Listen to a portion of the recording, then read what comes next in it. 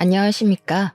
사연을 들어주실 청취자 여러분들께 인사를 먼저 올리고 시작하겠습니다. 저는 30대 후반에 접어든 여자 사연자로서 평소에 이런 썰들을 좋아해서 자주자주 듣고 즐기고 있었습니다.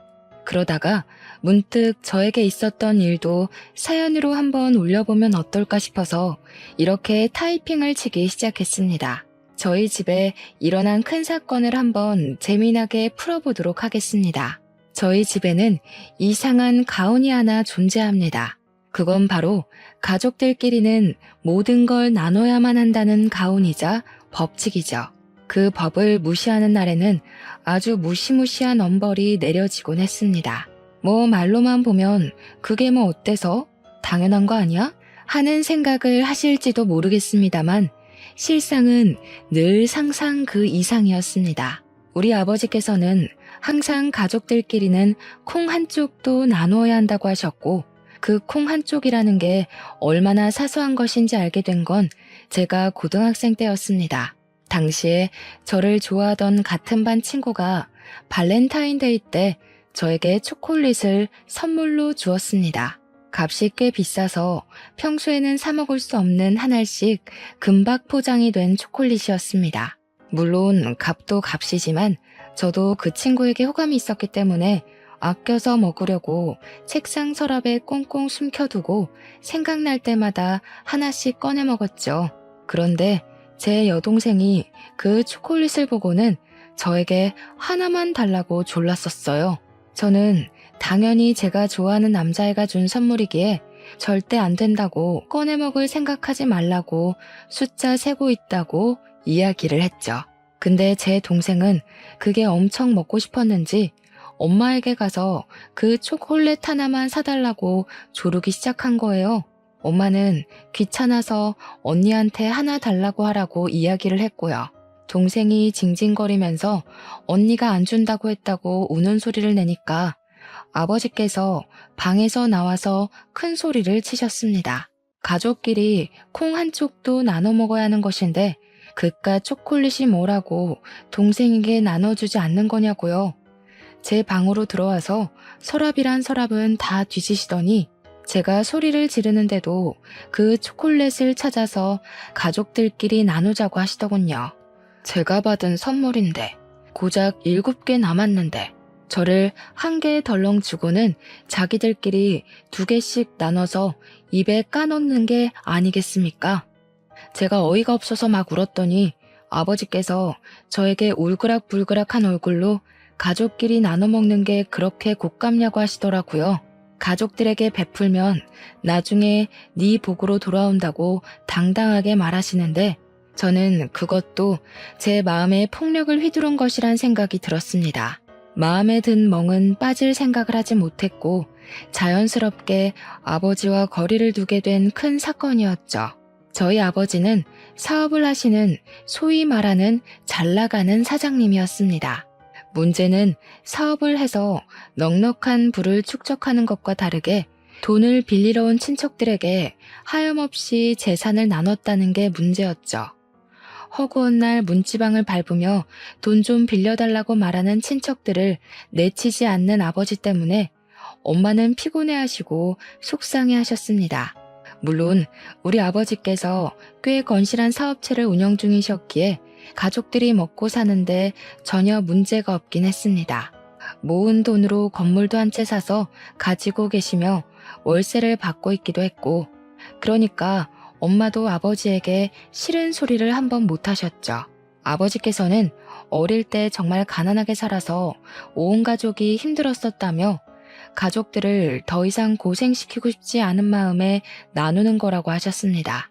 어떻게 보면 콩 한쪽까지도 나눠야 한다는 강박관념에 사로잡혀 사시는 분 같았습니다.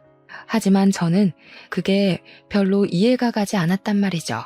나눠줘봐야 감사한 줄도 모르고 더 줘라, 더 내놔라 하는 강도처럼 굴었거든요. 아무튼 아버지의 친척들은 아버지에게 빌부터 산다 싶을 정도로 큰 돈을 턱턱 빌려가곤 했습니다. 작은 아버지도 그렇고 고모도 그렇고 가족들에게 나눠 살아야지 그 돈 들고 저승 갈 거냐고 웃으면서 말을 하셨습니다. 하도 날강도처럼 뻔뻔하게 굴길래 제가 아버지께 한 번은 속내를 털어놨던 적도 있었습니다. 왜 아빠는 고모며 작은아빠며 그렇게 돈을 퍼다 나르냐고요. 그러니 아버지께서는 할머니 할아버지께서 겨우겨우 모은 전 재산을 돌아가시면서 아버지께 전부 물려주어서 그렇다고 했습니다. 장남이라 재산을 온전히 가졌으니 동생들도 돌봐야 하는 것도 장남의 목 아니겠냐고요. 그러면서 저에게도 여동생에게 많은 걸 나누고 함께 해야 한다고 잔소리를 하셨습니다. 그런데 그 말을 듣고 계시던 엄마가 한숨을 쉬면서 이야기를 하시더라고요. 고작 산 몇 평 받고 빚만 잔뜩 떠넘겼던 주제에 재산을 받았다고 이야기를 할 수 있는 거냐고요. 아버지께서는 다 지난 이야기 해서 뭐하냐고 궁시렁거리시면서 자기가 번 돈으로 가족들에게 나누는 거니까 집안 살림이나 잘 살피라고 하시면서 대화는 마무리되었습니다. 저는 끝까지 그런 아빠의 독불장군 같은 모습이 이해가 가지 않았고 먼 친척까지 챙길 여유가 없었으므로 동생만 잘 챙기자 싶었습니다. 제가 성인이 되어서도 집안의 분위기는 달라진 게 전혀 없었습니다. 제가 회사에서 명절 선물을 받아온다거나 친구들에게 생일 선물을 받아오거나 하물며 제가 제 돈 주고 산 옷까지도 온 가족이 나누는 거라고 돌려 입었습니다. 새로 산 옷을 입고 친구들이랑 놀러 가려고 했는데 제 동생이 입고 있는 걸 봤을 때 얼마나 화가 났던지 하루빨리 독립이라도 해야 하나 싶어서 악착같이 돈을 모으기 시작했습니다. 제가 동생에게 옷을 벗으라고 난리를 치자 아버지께서 동생한테 그것도 양보 못하냐면서 화를 내셨거든요. 진짜 너무너무 스트레스를 받았지만 이 집에 살고 있는 동안에는 절대 바뀌지 않을 법칙이라 생각하며 제 속을 달래야 했습니다. 대학을 졸업하고 열심히 취업 준비를 했지만 그저 그런 중소기업에 취직을 하게 되었습니다. 취업이라는 게 아무리 노력을 해봐도 제가 가고 싶은 대기업에 가기엔 턱없이 부족하더라고요. 중소기업에서 버는 월급이야 너무나도 빤했지만 그마저도 아버지께서 나눠야 한다고 할까봐 월급까지 속여가며 일을 하고 있었습니다.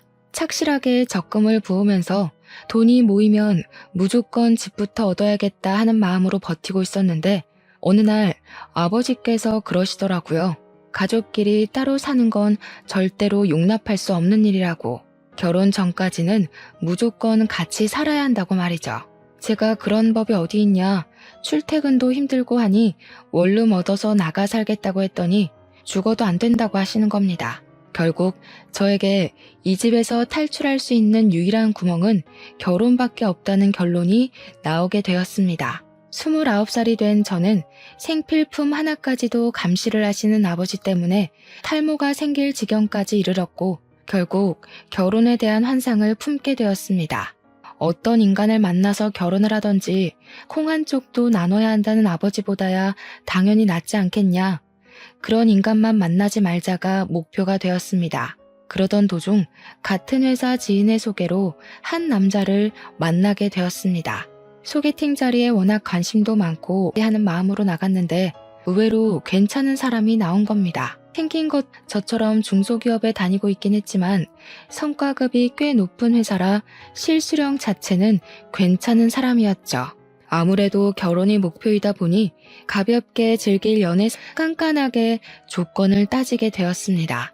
상대방 남자는 저에게 첫눈에 반했다고 하면서 간이고 쓸개고 다 빼어줄 것처럼 굴길래 저도 점점 마음이 가기 시작했습니다. 이 집을 탈출할 수 있다는 생각에 이 남자의 단점은 보이지도 않았습니다. 8개월을 만나다가 마음을 완전히 열고 집에서 나가고 싶은 마음에 있다고 솔직하게 말을 했죠. 그러자 그 사람은 저에게 아무런 문제가 될 것이 없다며 저의 마음을 지지해 주었습니다. 자기 나이 32살에 모은 돈이 7천만 원 정도 있다며 신혼집은 작은 집 대출을 받아서 입주하면 충분하지 않겠냐고 결혼을 하자고 하더라고요. 약간 멋이 없는 프로포즈이긴 했지만 저도 모아둔 돈이 6천만 원 정도 1억 3 가능하지 않겠나 싶습니다. 결혼을 하기로 약속을 나눈 뒤 우리 집에 먼저 인사를 드리러 가기로 말을 맞췄습니다. 제가 아버지에게 넌지시 소개를 시켜드릴 사람이 있다고 이야기를 드렸더니 아버지께서 아주 깜짝 놀라시더라고요. 제가 그동안 연애를 하는 티라도 냈으면 그러려니 하셨겠지만 전혀 티도 내지 않다가 운을 띄웠으니까요. 저에게 결혼할 거니? 아직 나이가 29살밖에 먹지 않았는데 천천히 해도 되지 않겠니? 라고 하셨습니다. 제 목표가 뚜렷하게 이 집을 탈출하는 것인데 천천히 하는 게 말이나 되는 소리입니까? 아니라고 빨리 결혼하고 싶다고 솔직하게 말했습니다.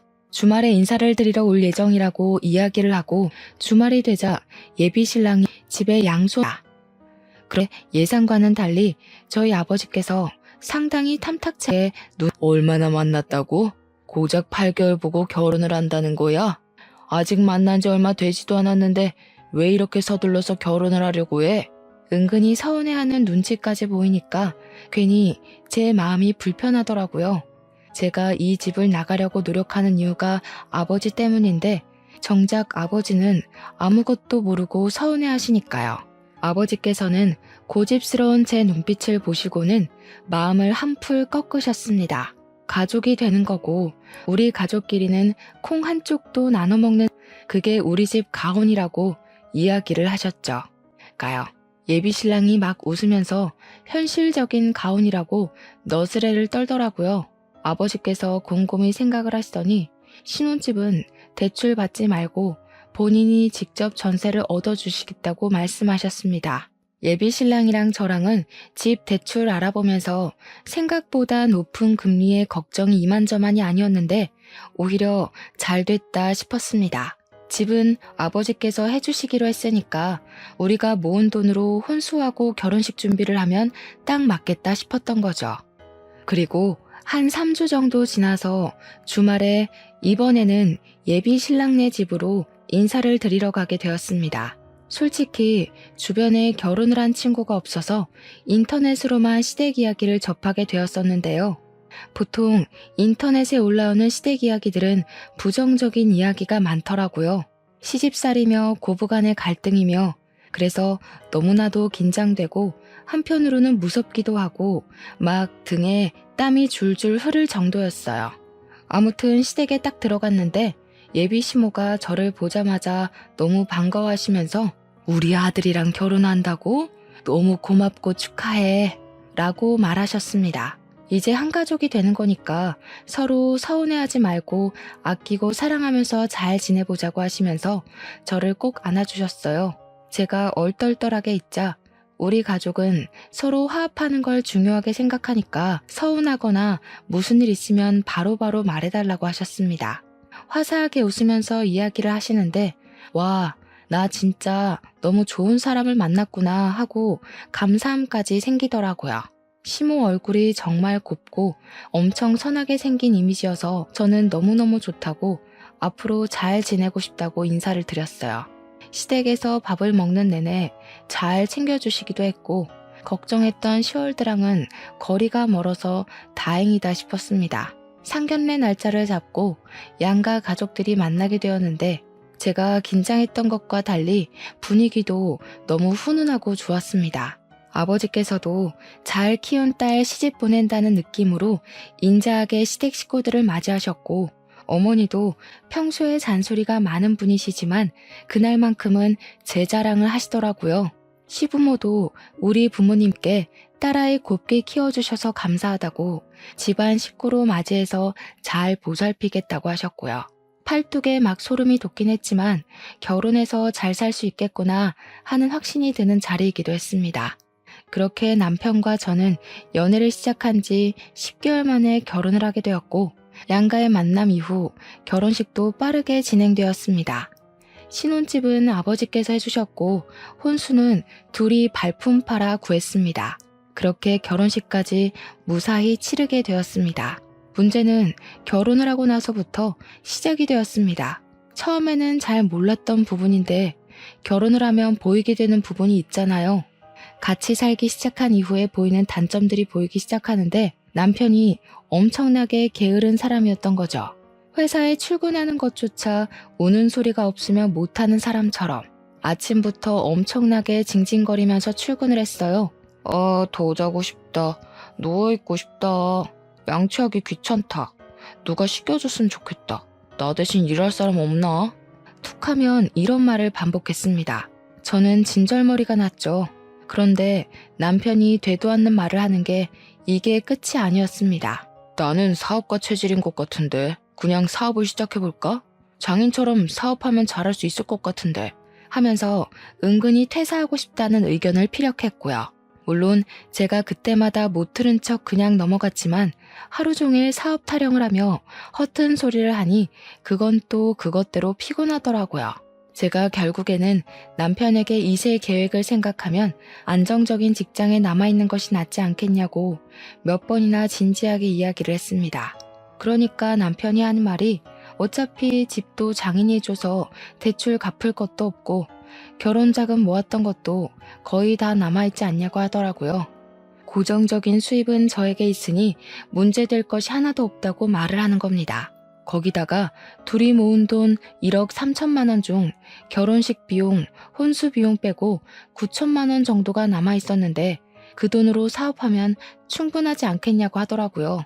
저는 당연히 남편을 말렸죠. 지금 집도 좁은 집인데 나중에 아이가 태어나면 그 돈 보태서 큰 집으로 이사를 가야 하지 않겠냐고요. 남편은 입을 삐죽이면서 제 말에 따로 반박을 하진 못했죠. 물론 그렇다고 사업에 대한 마음을 접었다는 건 절대 아닙니다. 그날 이후로 매일같이 남편은 저에게 회사에서 너무 힘들다, 과장이 잔소리한다, 부장이 결제를 해주지 않고 다시 해오라고 한다 하면서 투정을 부리기 시작했어요. 제 피를 말려서라도 퇴사를 해야겠다는 목표를 잡은 것인지 결혼한 지 3개월 만에 남편의 징징거림에 짜증이 막 솟구치더라고요.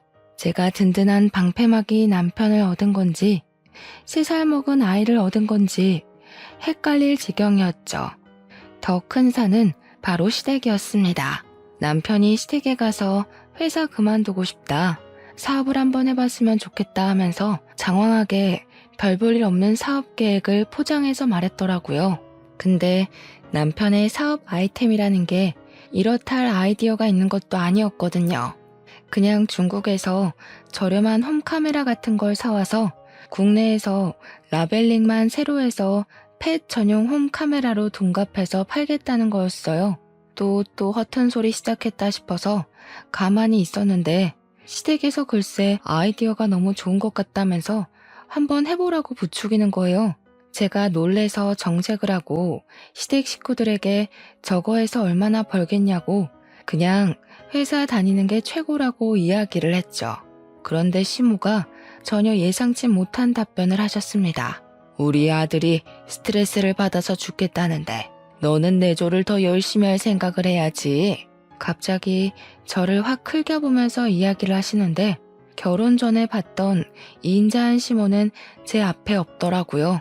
저도 순간 짜증이 나서 지금 이렇게 말리는 게 내조하는 거라고, 그리고 맞벌이 부부 사이에 아내가 남편 내조해야 된다는 법이 어디 있냐고 대들었죠. 그러니까 시모가 갑자기 기가 차다는 듯이 우리 아들 밥은 잘 챙겨주고 있는 거 맞냐고, 우리 아들 살이 쏙 빠졌다고 하면서 혀를 끌끌 차더라고요. 언제는 서로 서운한 일 만들지 말고 잘 살아보자고 그러더니 저도 기가 차더라고요. 다른 내용은 싹 무시하고 사업은 절대 안 된다고, 이런 걸로는 먹고 살기 힘들다고 이야기를 하고 마무리를 했죠. 아니, 마무리를 했다고 생각을 했죠. 사업 타령한 지 6개월쯤 지나서 남편이 대뜸 자기 사표를 냈다고 이야기를 하는 겁니다. 제가 미친 거 아니냐고 갑자기 사표를 던지고 오는 게 어디 있냐고 하니까 남편이 한숨 푹 쉬면서 회사에서 일이 있었다고 하더라고요. 거래처 대금 정산을 하느라 전표를 관리하는데 금액에 큰 구멍이 생겼다는 겁니다. 과장이랑 같이 목욕탕을 가고 회사 돈으로 비싼 밥을 사 먹고 했는데 영수증을 따로 챙기지 못한 게 한두 건인 줄 알았더니 엄청나게 많았던 거죠. 뻔뻔한 남편은 회사에서 잘리기 전에 먼저 실업급여라도 신청해보려고 사표를 냈다고 이야기를 하더라고요. 제가 기가 막혀서 지금 회사 돈을 가지고 네 돈처럼 막 썼다고 이야기하는 거냐고 하니까 입을 꾹 다물고만 있었습니다. 미친 거 아니냐고, 회사에서 소송이라도 들어오면 어떻게 할 거냐고 하니까 그니까 사표 내는 걸로 마무리했다고 하면서 오히려 큰 소리를 내는 겁니다. 진짜 속이 터져나갈 것 같아서 사표 내놓고 실업급여는 어떻게 받을 거냐고 하니까 눈만 멀뚱멀뚱 뜨더라고요. 그러면서 뭐라는 줄 아세요? 회사 그만두면 자동으로 실업급여 나오는 거 아니냐고 미친 소리를 하더라고요. 제가 기가 막혀서 그냥 할 말이 쏙 사라지더라고요. 앞으로 뭐 해먹고 살 거냐고 물어보니까 글쎄 하는 말이 당신이 벌어오는 돈으로 우리 둘이 못 살겠어? 하면서 드디어 본론을 꺼내더군요. 9천만 원 남아있는 통장 자기한테 주면 사업 한번 제대로 시작해보겠다고요. 자기가 무슨 수를 써서라도 그 돈 다시 채워 넣을 테니까 믿어달라고 하면서 저를 설득하기 시작했습니다. 저는 당연히 안 된다고 딱 잘라 이야기를 했는데 시모한테 그것조차 일렀는지 다음날 시모가 우리 집에 찾아온 거예요. 저한테 그깟 돈이 뭐가 중요하다고 남편 길을 죽이냐고 하면서 집안을 쓱 둘러보더니 소리를 치시더라고요. 집안 꼬라지가 이게 뭐니 정말? 집 청소 좀 해야겠다. 주말이라고 늘어질 생각하지 말고 반질반질하게 쓸고 닦으란 말이야. 수건은 삶아서 쓰는 거 맞니? 우리 아들 피부가 예민해서 세탁을 잘해야 돼. 요즘은 세탁기가 삶아주는 것도 다 해요. 세탁기로 해봐야 직접 끓여서 삶는 거랑 같겠니? 당장 수건부터 삶아라. 수건 삶고 난 다음에 속옷도 삶고 청소기만 돌리지 말고 물걸레질까지 하고. 우리 아들 미세먼지에 약한 건 몰라서 그래? 그리고 냉장고에 먹을 것도 하나 없더라. 그러니까 우리 아들 살이 빠지지. 집안 살림 하나하나를 들춰보면서 잔소리를 하는데 저도 그냥 넘어가면 안 되겠다 싶더라고요. 시모한테 집안 살림 하나하나 간섭하시면 서운하다고 하니까 시모가 눈을 치켜뜨면서 지금 자기한테 뭐라고 했냐고 다시 말해보라고 성을 내더라고요. 결혼 전에 보여줬던 모습은 어디 가고 저한테 언제는 화합하면서 잘 살아보자고 하더니 너무 일방적으로 나오는 것 아니겠어요? 저도 화가 나서 시모한테 너무 간섭이 심하다고 궁시렁거렸더니 어디 시모한테 말대꾸를 하냐며 노발대발했죠. 내가 이 정도 간섭도 못하니? 우리 아들 살림이나 마찬가지인데 라고 하시더라고요. 그러더니 한술 더 떠서 다음 주 주말에 시댁에 와서 살림을 배우고 가라는 거예요.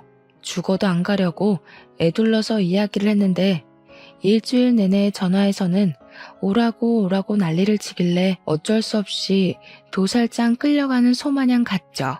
그랬더니 화장실에 들이밀고는 턱을 치켜뜨길래 화장실 청소하라고요? 했더니 욕조를 보라고 하더라고요. 욕조에 이불 빨래가 산더미처럼 들어있는데 그걸 밟아서 빨으라고 시키는 겁니다.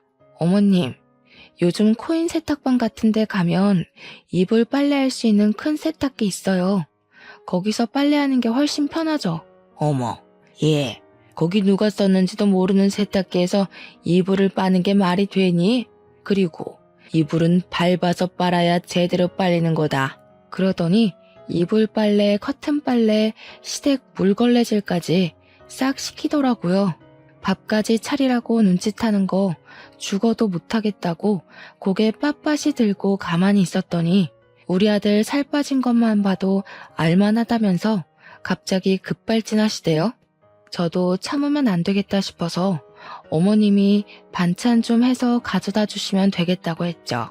시무랑 저랑 대치하고 있는데 속 없는 남편놈은 낄낄 웃으면서 자기 엄마 성질 건드리지 말라고 하더라고요. 진짜 뺨이라도 한 대 후려치고 싶었습니다. 저도 집에 오는 길에 남편에게 경고했죠. 너도 내 성질 건드리지 말라고요. 오늘은 처음이라서 봐준 줄 알아 했더니 입국 다물대요. 그 뒤로도 사업 타령은 가시질 않았고 어찌나 노래를 불렀는지 저희 부모님도 그 사실을 알게 되셨죠.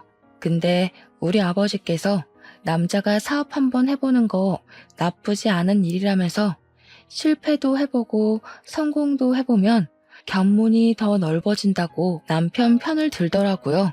사업 한번 해봐, 배짱 한번 보게 하면서 남편의 말에 힘을 실어줬고 결국 저는 두 손 두 발 다 들고 통장을 건넸습니다. 남편은 정말 통장을 받자마자 중국에서 홈카메라를 엄청나게 사들여서 판매를 하기 시작했습니다. 문제는 이게 국내에서 판매를 하려고 하니까 일이 복잡하더라고요. 해킹 문제도 있고 리소스 문제도 있고 뭐 기술적으로 어쩌고 저쩌고 하는데 우리 모질이 남편은 그런 건 하나도 알아보지 않고 일만 벌여둔 거죠. 무슨 특허권 문제니 세금 문제니 하는 것들이 하나둘 발목을 잡기 시작했습니다. 사업한다고 일은 다 벌려놓고 돈은 죄다 쏟아부어놨는데 판매는 하나도 못하게 생긴 거죠.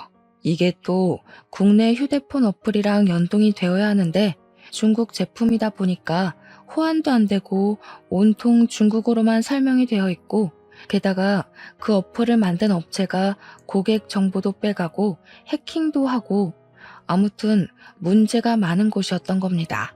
재고는 빌려둔 창고에 잔뜩 쌓여 있는데 창고 사용료도 어마어마한 거 아시죠? 결국 남편은 한 대도 팔아보지 못하고 물건을 처분해야 했습니다. 공짜로 주변에 뿌리고 팔리지 않으니까 중고 마켓에 나눔을 하기도 하고요.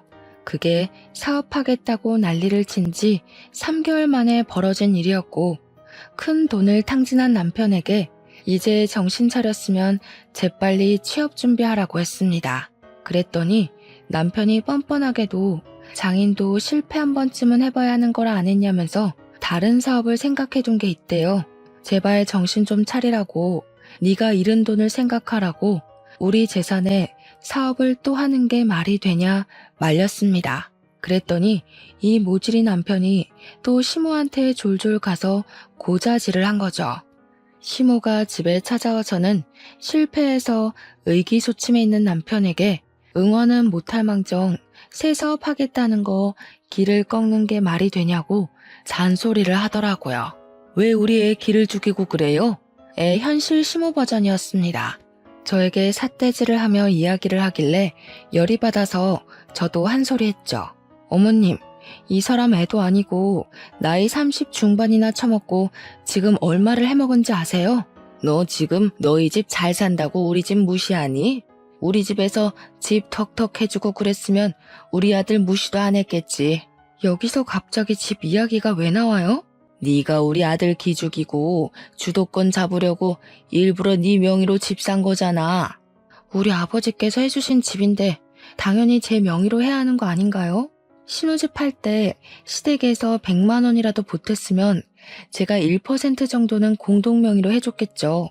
집 산다고 할 때는 고맙다고 낼름 받아먹더니 왜 저한테 공동 명의 운운하세요?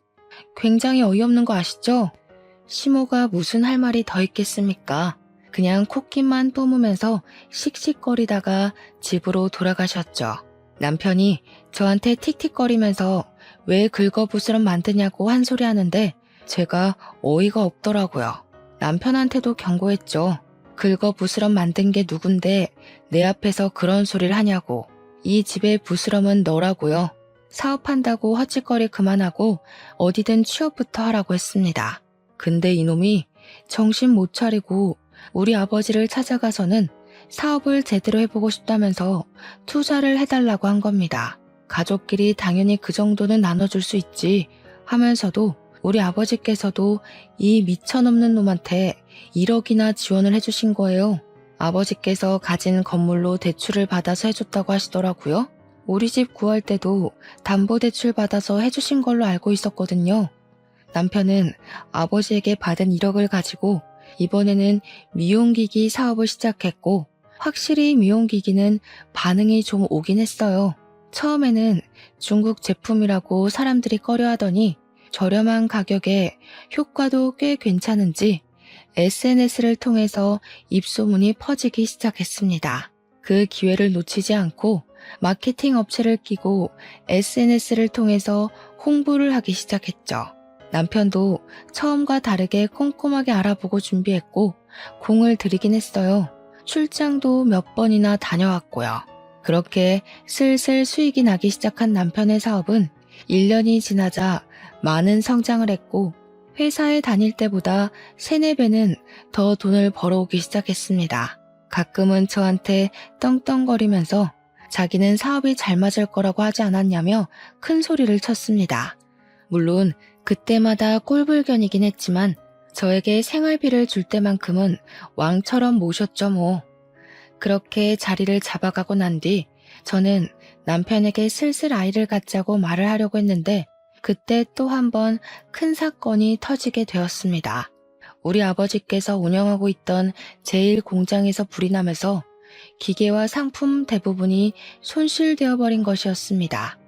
물론 보험이 가입되어 있긴 했지만 관리 미흡으로 인한 전선 노후, 누전이 겹치게 되면서 일어난 사건이라 100% 보험금을 받을 수 없다는 판결이 나온 겁니다. 관리가 덜 된 것에 대한 책임을 져야 한다는 뜻이었죠. 일부러 보험금을 노리고 이 지경이 될 때까지 내버려 둔 거 아니냐면서 보험사에서는 보험금 지급을 거부했습니다. 정해진 날짜까지 물건을 납품도 해야 하는데 공장은 죄다 불탔으니 물건을 맞출 수도 없고 미리 성금을 받은 것도 뱉어내야 하는 마당에 위약금까지 물어야 했습니다. 보험금 일부 수령한 걸로 돌려막기를 하다가 결국에 아버지께서는 건물까지 팔게 되었는데 건물에 끼인 대출까지 일시불로 갚아야만 하는 상황이 되었습니다. 한마디로 한순간에 아버지의 평생 사업이 산산조각이 나서 불타버리게 된 것이었습니다. 부모님은 결국 집까지 팔아서 빚을 갚아야만 했습니다. 저에게 연락이 와서 며칠만 집에서 지내도 되겠냐고 물어보시길래 냉큼 오시라고 했더니 얼굴이 많이 상해 있더라고요. 그동안 아버지께서 친척들 집을 돌면서 돈을 빌리러 다니셨던 모양입니다. 제가 작은아버지와 고모한테 이야기를 좀 해보라고 그동안 빌려간 돈 많지 않냐고 하니까 아버지께서 부들부들 떠시더라고요. 그러면서 그 잡것들 이러시길래 깜짝 놀랐죠. 아버지께서는 무슨 일이 있어도 가족들 욕은 잘 안 하시거든요. 그래서 무슨 일이 있었냐고 물어보니까 손주들이며 자식들이며 죄다 유학 보내놓고 외국 여행 다니고 하는 것들이 돈 좀 빌려달라니까 전화를 뚝 끊어버리대요. 형 사업 망했어? 빚졌어? 하더니 앞으로 연락 안 했으면 좋겠다고 하면서 돈 없다고 했다는 겁니다. 자기들이 돈 없을 때는 살랑살랑 하더니 돈 좀 빌려달라니까 끊어버리는 게 무슨 가족이냐면서 가족들끼리 나누며 살긴 개뿔이라고 지들 필요할 때만 가족이라고 하시더라고요. 작은 아버지와 고모뿐만 아니라 친척들 전부 아버지 사업 망했다고 하니까 등을 돌렸다고 합니다.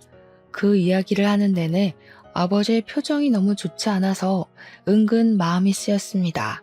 우리 아버지께서 갑자기 멀뚱히 있던 남편에게 그러시더라고요. 자네 사업 자금 내가 대준 거 알지?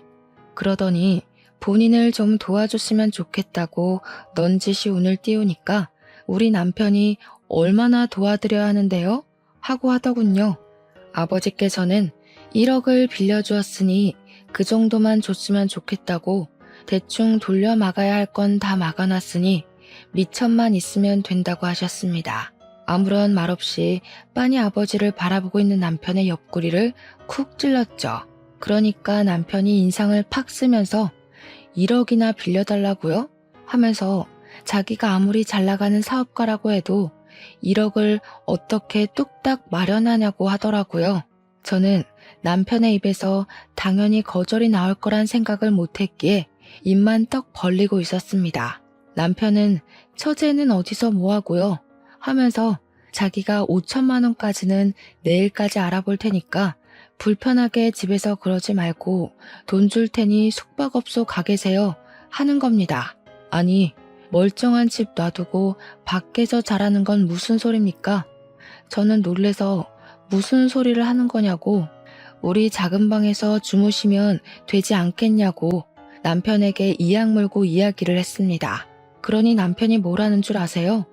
작은 방에 자기 사업 계획서랑 자료가 다 있는데 뭘 믿고 장인 장모를 거기에 모시냐는 겁니다.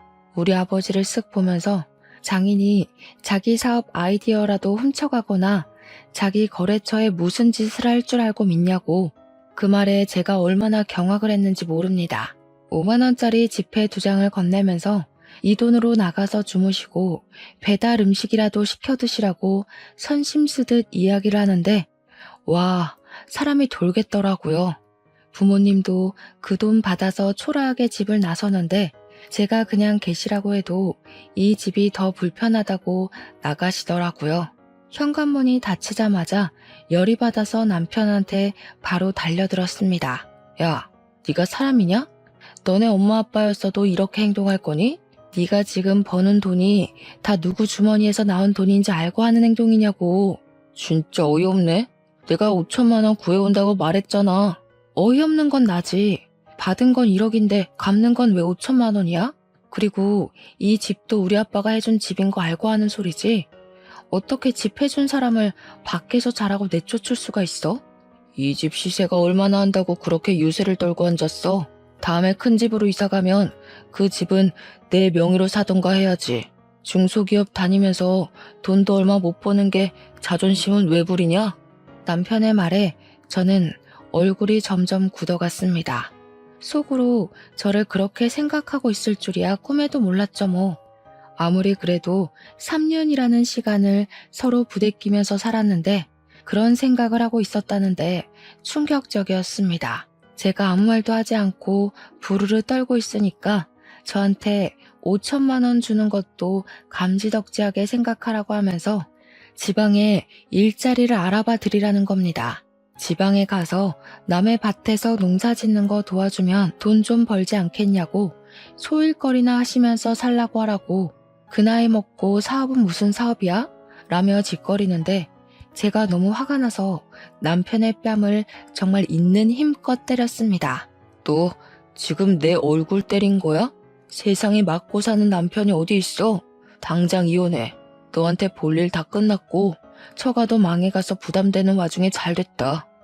너하고 더 이상 같이 살 이유가 전혀 없으니까 짐 싸서 당장 나가. 이거 미친 새끼 아니야. 이 집 우리 아빠가 내 명의로 해준 집인데 어디서 나가라 말아야? 나가려면 네가 나가야지. 혼수도 거의 내 돈 주고 한 거나 다름없는 거 알지? 네가 사업한다고 남은 돈 다 말아먹었잖아. 내 집에 있는 거 하나도 건드리지 말고 당장 몸만 나가. 알겠어? 그러니 남편이 씩씩거리면서 바로 짐 대충 꾸려서 나가더라고요. 바로 아버지께 전화해서 당장 우리 집으로 오시라 했더니 근처에 계셨는지 바로 오셨습니다. 은근슬쩍 남편 눈치를 보려고 주변을 쓱 훑으시길래 이혼할 거라고 남편이 우리 집 개무시했고 열받아서 뺨도 때렸다고 이야기를 했습니다. 부모님께서 본인들 때문에 벌어진 일이라는 생각이 드셨는지 고개를 숙이고 계시길래 죄 지은 거 없으니 그러지 말라고 말씀드렸죠. 시모가 다음날 우리 집에 찾아와서는 저에게 온갖 개소리를 짓거리면서 감히 자기 아들 뺨 때렸냐고 이렇게는 못 산다고 이혼하라고 하시대요. 전 당당하게 어제 이미 이혼하겠다고 말을 했으니까 아줌마도 우리 집 찾아오지 말라고 내쫓았죠. 근데 그 이후에 5천만 원을 주겠다던 남편이 말을 싹 바꾼 겁니다. 이혼하는 마당에 자기가 왜 5천만 원을 구해다 줘야 하는 거냐고 뻔뻔하게 나오는데 정말 인간 말종이다 싶었습니다. 이혼 진행을 하면서 애도 없고 하니 양육비 조정할 내용도 없었고요. 협의 이혼으로 진행해서 위자료도 따로 없이 완벽한 남남이 되었습니다. 구청에 가서 이혼 서류를 제출하자마자 저는 변호사를 선임해서 재산 분할 청구 소송을 진행했습니다. 일단 금액은 크게 부르자 싶어서 10억을 분할해달라고 요청을 했습니다. 그동안 남편 사업이 성장을 한 것도 우리 아버지의 미천이 아니었으면 불가능한 일이었잖아요. 거기다가 집도 제가 해갔고요. 전 남편이 결혼하고 거의 바로 회사를 그만두었기 때문에 제가 먹여 살렸다는 증거까지 완벽하게 있었거든요. 법원에서는 재산 분할에 대해 저에게 손을 들어주었지만 10억은 과하다고 5억을 배상받으라는 판결이 나왔습니다.